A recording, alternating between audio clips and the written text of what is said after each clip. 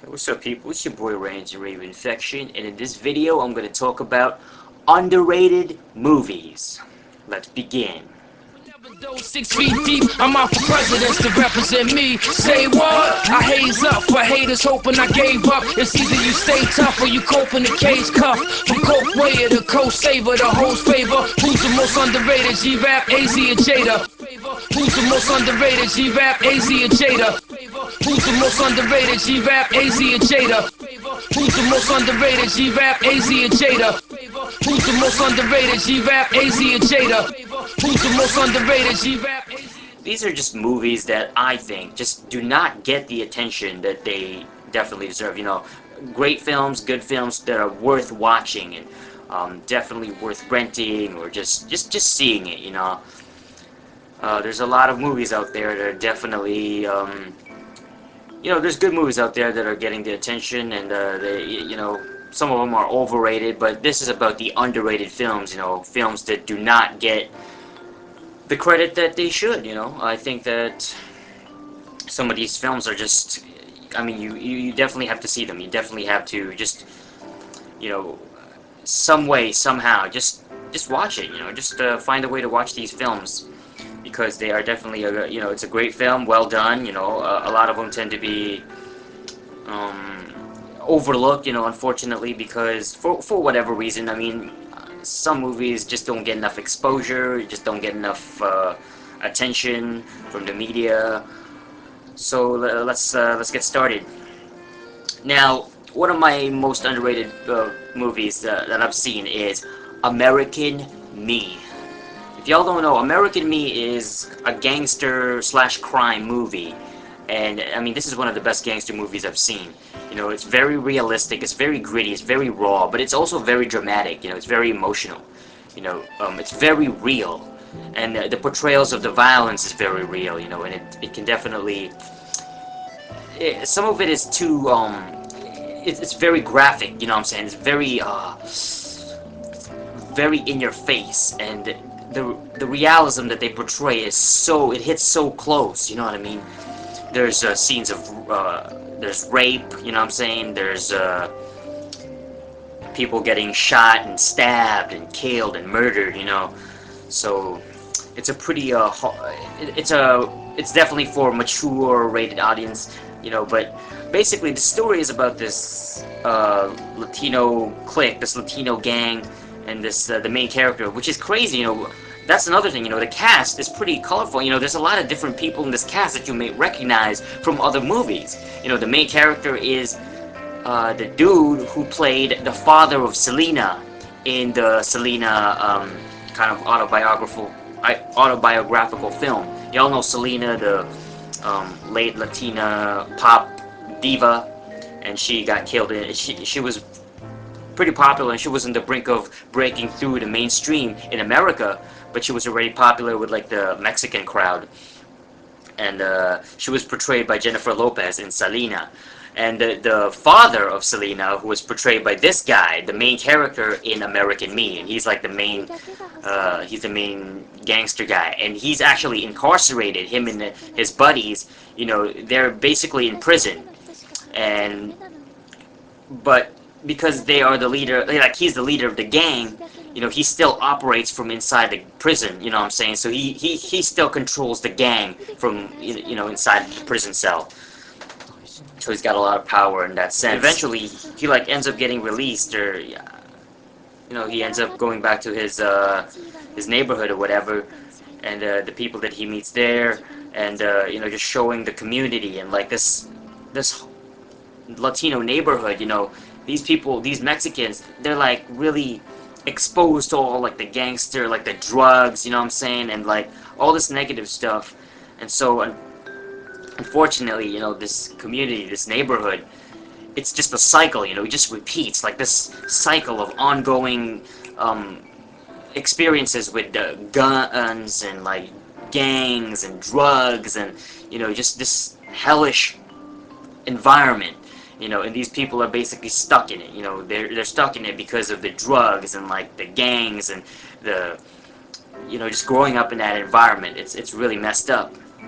so they end up getting killed. You know what I'm saying? They end up getting their lives are basically thrown away. You know what I'm saying? Because they're caught up in the whole gangster life. And uh, I mean, I don't wanna give too much away, but I mean, it's one of those films where it really is the rise and fall of you know a gangster. And it's such a different movie from like Scarface. I know y'all know Scarface. It's one of my most overrated films of all time.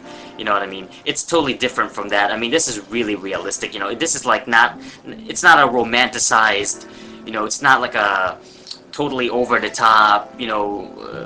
One character like outshines everybody kind of thing. It really is like you get that community feel. You get that everybody is like involved in this. And you know what I'm saying? Everybody is involved in the gang. And certain people in the gang, who are like new to the gang, what I'm saying? When they initiate new members, they gotta do certain things. They gotta go through certain things, and they test them in order to do something. So this one kid wants to get into the Latino gang, but so he has to go through, like, he has to kill somebody for them. What I'm saying? Inside the prison. What I'm saying? So yeah, it's a pretty harsh, like gritty, realistic portrayal. It's a good movie, man. American Me. It came out in the early 90s, man. Like in 1992, 93, something like that. You know what I'm saying? It did not get enough attention. I don't think it did. It never got enough. I don't think it ever was nominated for any awards, any like mainstream awards. Nobody paid too much attention to it. You know what I'm saying? But early 90s, it was a trip. You know what I'm saying? I was mentioning the cast. The dude from Salinas. Freaking Shang Tsung from Mortal Kombat. Y'all remember the Mortal Kombat movie from '95, man? The guy who played Shang Tsung, the Asian dude, he's in it. He, for some reason, he's part of the Latino gang too, and it was a trip seeing there. He was stabbing a couple of people, man. It was crazy.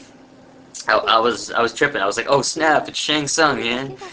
On a side note, I hear he's gonna play Heihachi in the upcoming Tekken movie. I mean, that should be insane, man. I mean, I'm looking forward to the Tekken movie. I mean, it should be good, right? I mean, the guy who's playing Tekken is, he definitely kind of looks like Jin Kazama, you know what I'm saying? It should be dope.